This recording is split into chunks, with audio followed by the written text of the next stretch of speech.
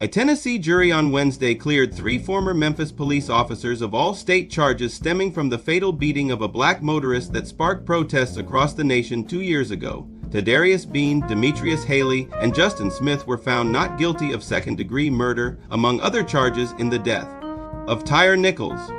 Judge James Jones JRB ordered the men immediately released. All 3 were overcome with emotion as they hugged each other and their lawyers in the Memphis courtroom.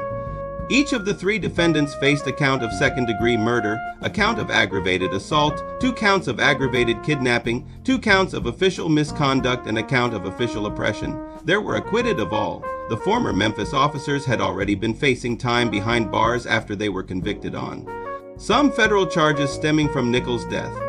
Shelby County District Attorney Steve Mulroy told reporters outside of the courtroom that he and his team are obviously disappointed by the verdict.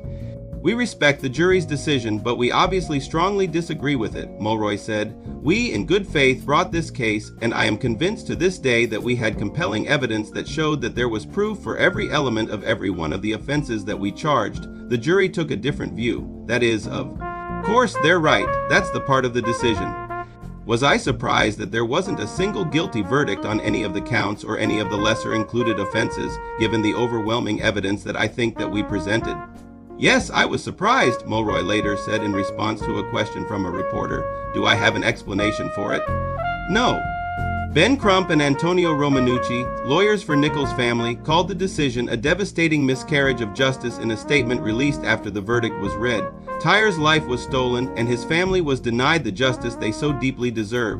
"We are outraged, and we know we are not alone," Crump and Romanucci said in the statement. A FedEx employee and aspiring photographer, Nichols was pulled over for alleged reckless driving at about 8:24 p.m. CST on January 7, 2023. "Get the fuck out the fucking car," an officer screamed while pulling Nichols out of his car. "I didn't do anything," Nichols responded. While he was on the pavement, officers could be seen using pepper spray and a taser on Nichols before he fled on foot.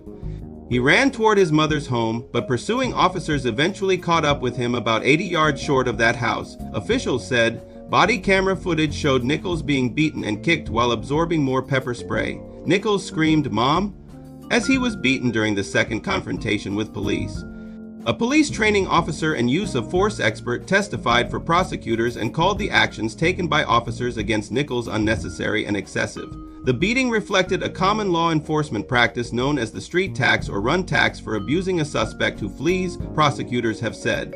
Nichols' death, 3 days after the beating, sparked protests against police brutality around the nation. The victims' parents were guests of the White House for President Joe Biden's State of the Union address just weeks later.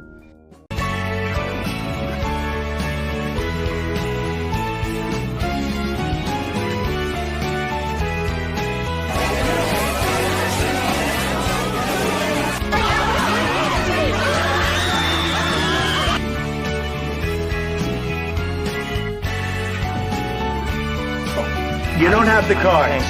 You're buried there. Your people are dying. You're running low on soldiers. Listen, you're running low on soldiers. 1, 2, 3! All right, bye. Thanks for the fun.